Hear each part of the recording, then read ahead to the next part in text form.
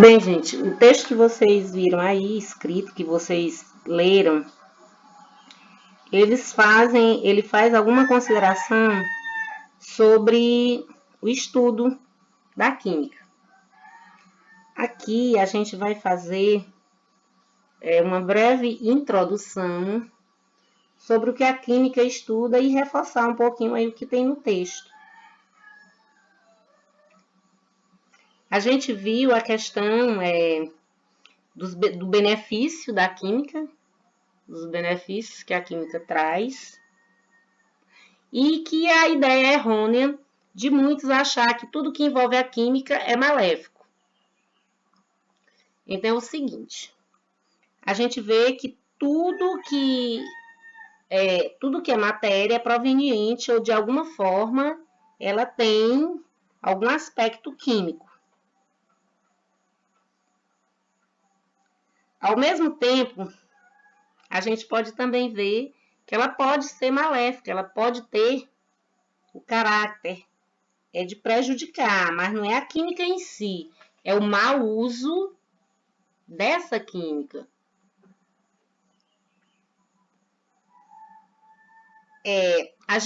O nosso estudo, ele vai versar com o objetivo de ajudar vocês a compreender essa importância da química enquanto ciência, né?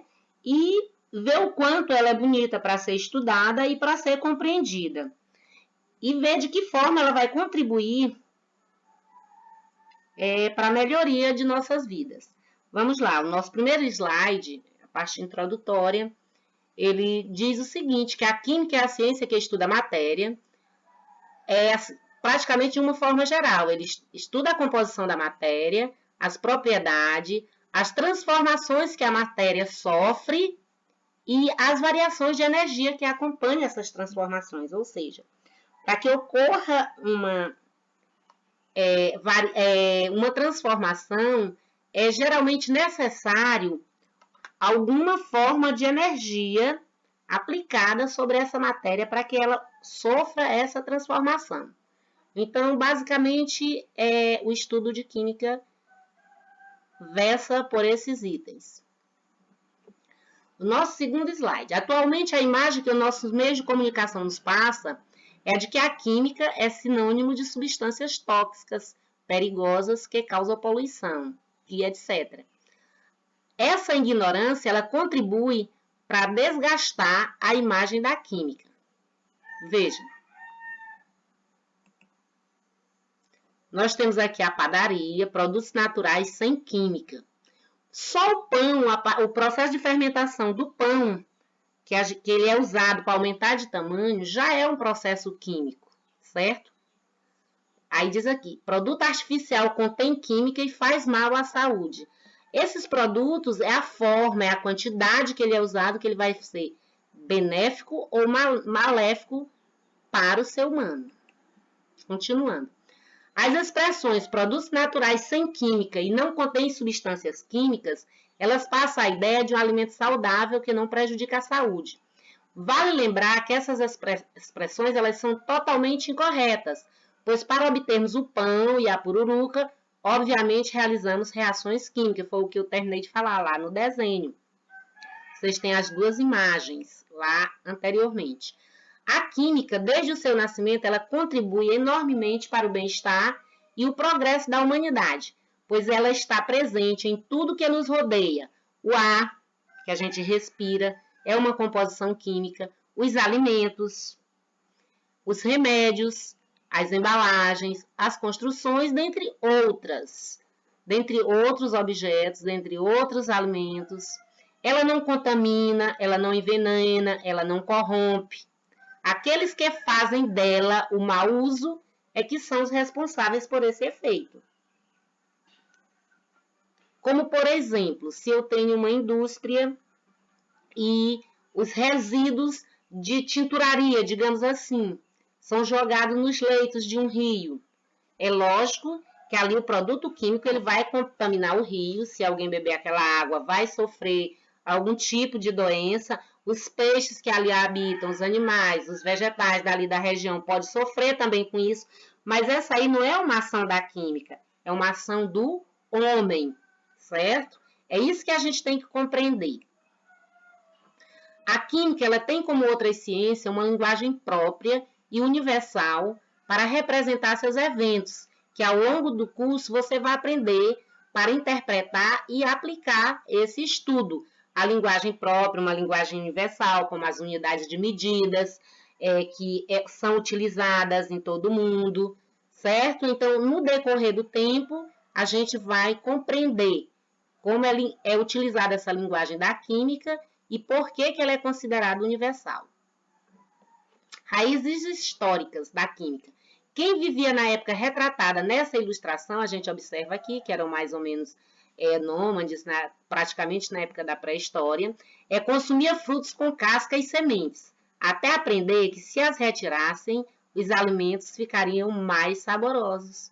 Ou seja, eles ingeriam com casca. Por quê? Porque eles não compreendiam que se tirasse a casca, boa parte desses alimentos, eles se tornariam mais gostosos para serem ingeridos, mais fáceis de serem ingeridos. Para abrigar-se do frio, eles cobriam-se de folhas, com folha seca, ou matavam o animal do qual retirava a pele, que depois de seca era então utilizada. Ou seja, as coisas, tudo era mais difícil. O avanço tecnológico, as novas descobertas, facilitaram a vida da humanidade. Caso sentisse dor de estômago, por exemplo, eles poderiam massageá-lo, comer um vegetal, ou fazer uma promessa, simplesmente para que uma força divina o ajudasse a aliviar o que sentia. Hoje, a gente, além de fazer essas promessas, porque muita gente ainda faz, mas a gente utiliza os medicamentos. Para a dor, a gente tem dipirona, e tem inúmeros medicamentos, inúmeros tratamentos para que ajude a melhorar ou amenizar determinadas dores que a gente sente. A gente toma o chazinho? Toma, mas o chazinho só vai ajudar lá o efeito da medicação. Mas e se tivesse com o braço quebrado? Imagine-se com fome, com frio, braço quebrado e tendo que fugir de um tigre dente de sabre. É provável que muitas vezes chorar tenha sido o único remédio. O princípio do domínio da química, ela veio a partir do domínio do fogo. Há indícios de que faz mais de 500 mil anos, algumas tribos conseguiram esse sucesso, que ainda hoje é uma das tecnologias mais importantes para a humanidade, foi a descoberta do fogo.